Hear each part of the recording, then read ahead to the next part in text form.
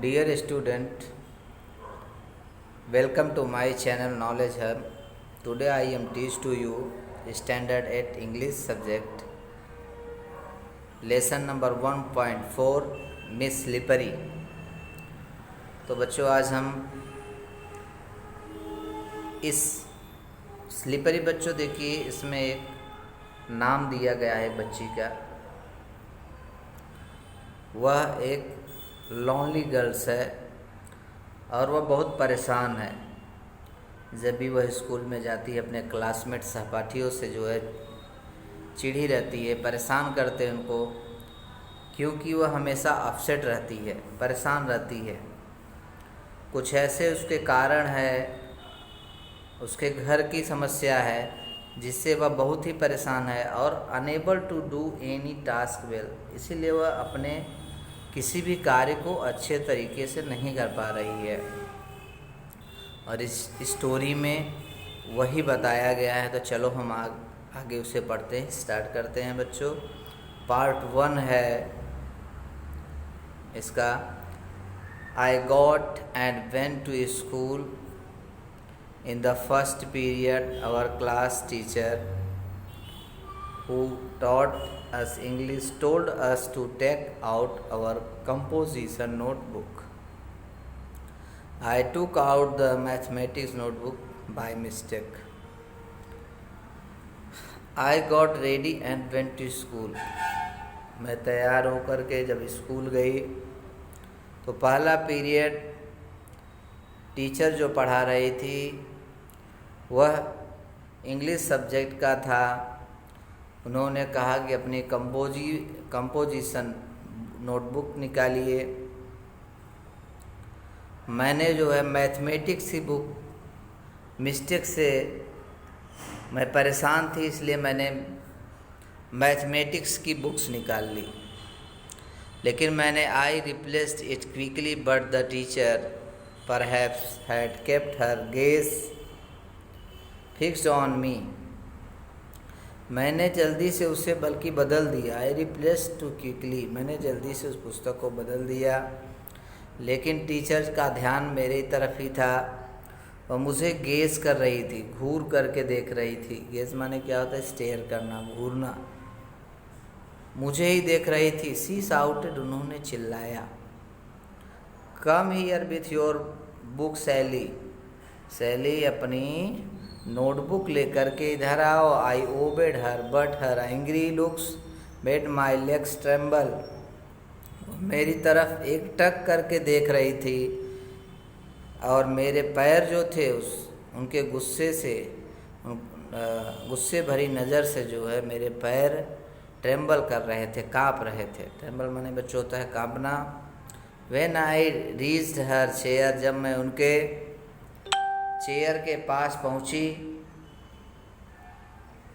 मैंने उनके चेयर के पास पहुंच। The notebook fell on her feet, मेरा जो नोटबुक था उनके पैर के पास गिर पड़ा। सम गर्ल्स लाफ्ड लाउडली, कुछ लड़कियां जो थी वह तेज तेज से हंसने लगी। लाउडली यानी बच्चों जोर जोर से हंसने लगी। The teacher thought that I had dropped the notebook on purpose.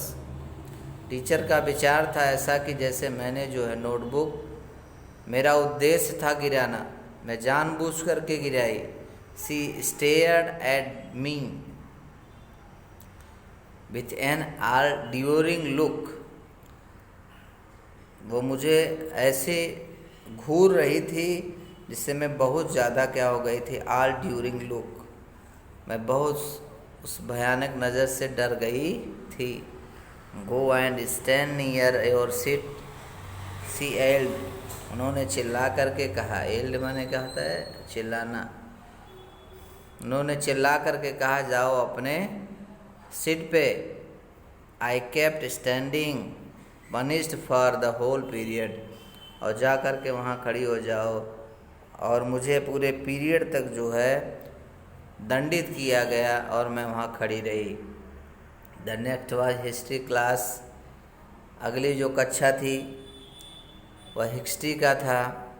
And my favourite subject, और वह मेरा बहुत फेवरेट सब्जेक्ट था। The teacher had asked us to memorise the cause and effect of the battle of Panipat.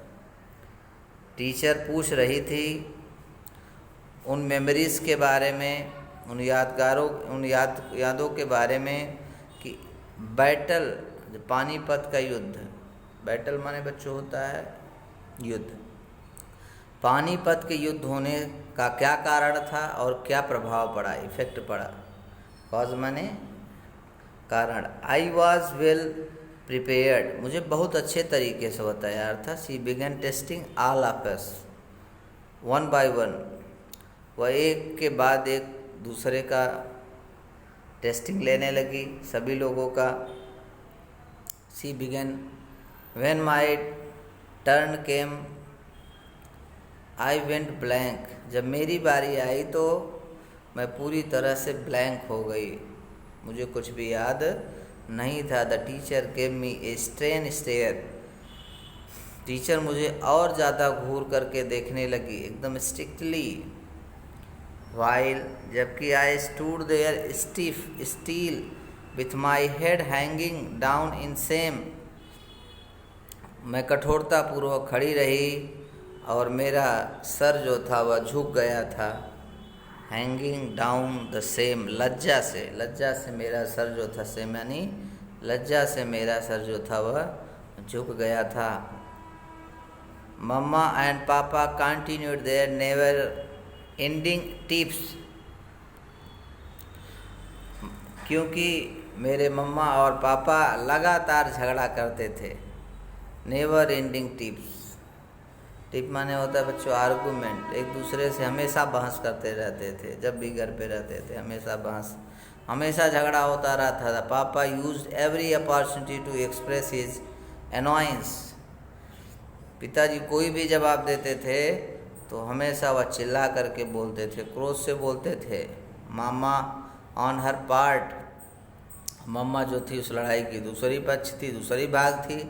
Did not allow any such occasion to slip without turning into the ossiferous quarrel, कभी भी ऐसा नहीं होता था कि ऐसा कोई भी अवसर नहीं आता था कि बिना झगड़ा हुए लोग सोएं या कोई भी कार्य हो, यानी हमेशा ज़ोर ज़ोर से सोते समय भी वह चिल्ला करके माँ झगड़ा करके ही सोते थे।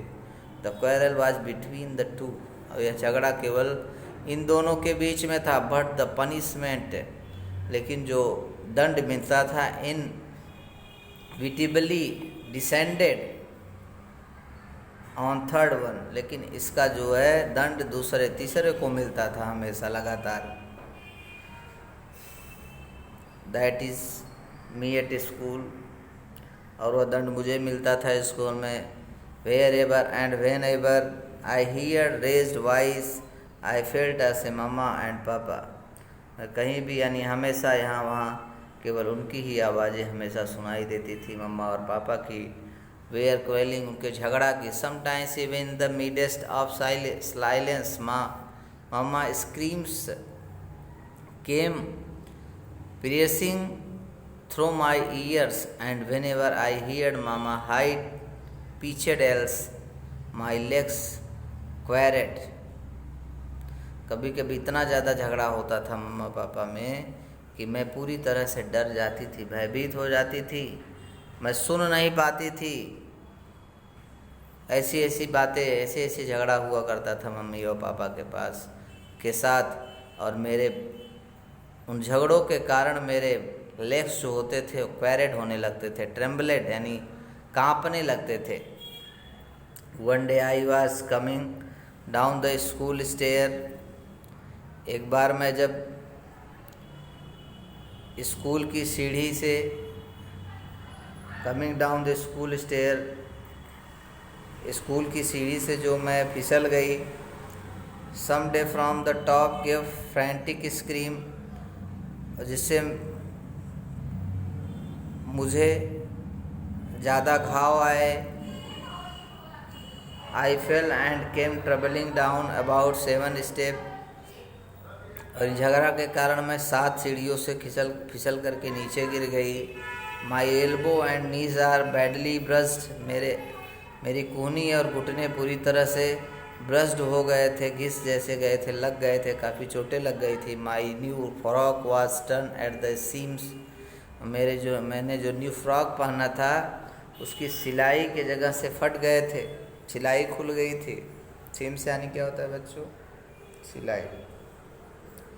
व्हेन आई रिच्ड होम, जब मैं घर पहुंची तो मामा शाउटेड, मम्मी चिल्लाई, I am sick of you.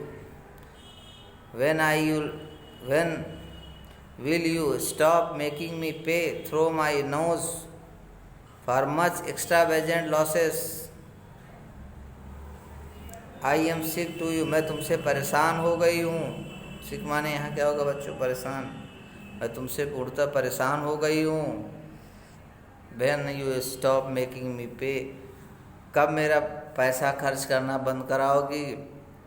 इतना ज़्यादा पैसा खर्च कराती, एक्स्ट्रा वेजेंट, बहुत ज़्यादा पैसा खर्च करना, एक्स्ट्रा पे, कब तक ऐसा कराती रहोगे? Mother says me by the arm, gave me a good jerk and seated me on bed. She fetched on an antiseptic lotion and applied to my elbow and knees.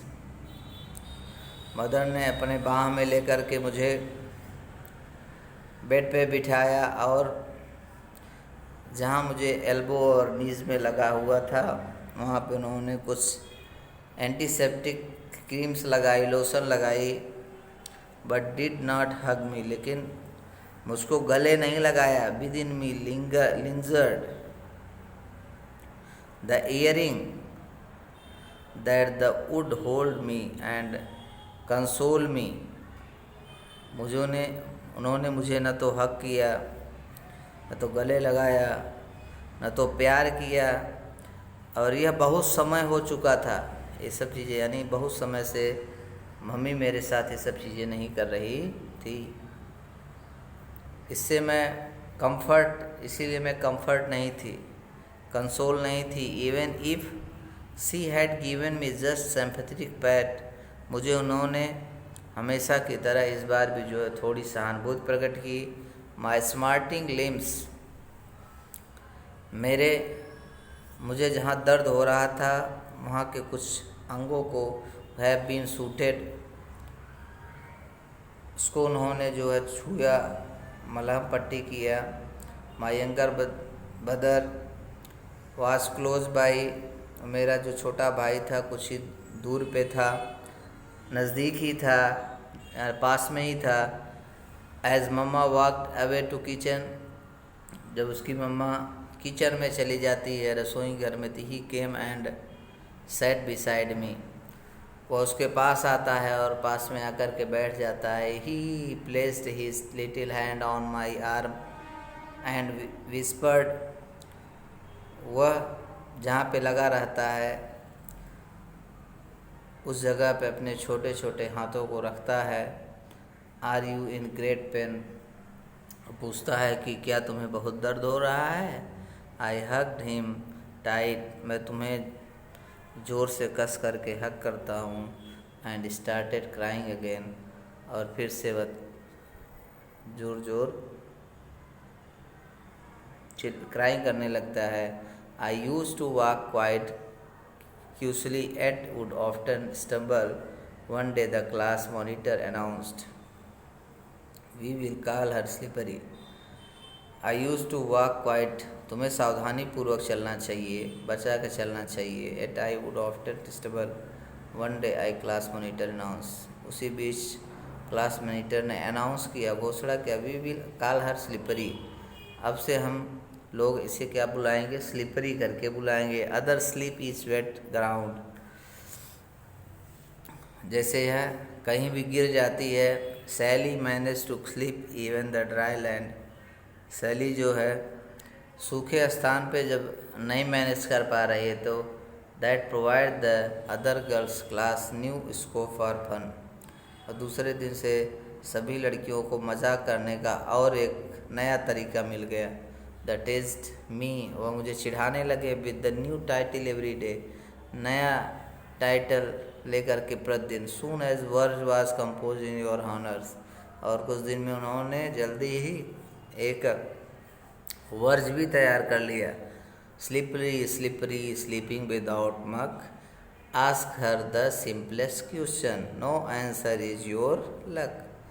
Slippery slippery करके लोग चिढ़ाते थे और कहते थे कि slippery या बिना कीचड़ का ही, मक माने होता है डर्ट यानी सूखे स्थान पर, बिना वेट मड के, बिना कीचड़ के ही ये गिर जाती है। आस्क हर द सिंपलेस्ट, इससे कितना भी सिंपल क्वेश्चन पूछो इसके पास कोई भी जवाब नहीं है। I lived in perpetual fear of every one the girls, और मैं पूरी तरह से सभी गर्ल से भयभीत होने लगी, डरने लगी। The teachers the young and old, teacher से भी डरने लगी, बूढ़ों और नौजवानों से भी डरने लगी। When I was in class, जब मैं क्लास में I was in class, when I was in class I dare not move out and even I was outside. जब मैं क्लास में जाती थी तो बाहर जाने में भी डर लगता था और अंदर आने में भी डर लगता था। I was afraid to reentering the class, और फिर से क्लास में जाने में भी डर लगता था। Nor could I muster courage the speak to anyone, मुझे कोई भी साहस देने वाला, मेरे पास साहस जमा ही नहीं हो पाता था, या मुझे कोई साहस देने वाला भी कोई नहीं था। तो बच्चों आज के लिए इतना ही, थैंक्स। आगे हम आपको पार्ट 2 पढ़ाएंगे। तो बच्चों यह पसंद आया होगा आपको, ज़रूर इसे लाइक शेयर और सब्सक्राइब ज़रूर करें। धन्यवाद बच्चों।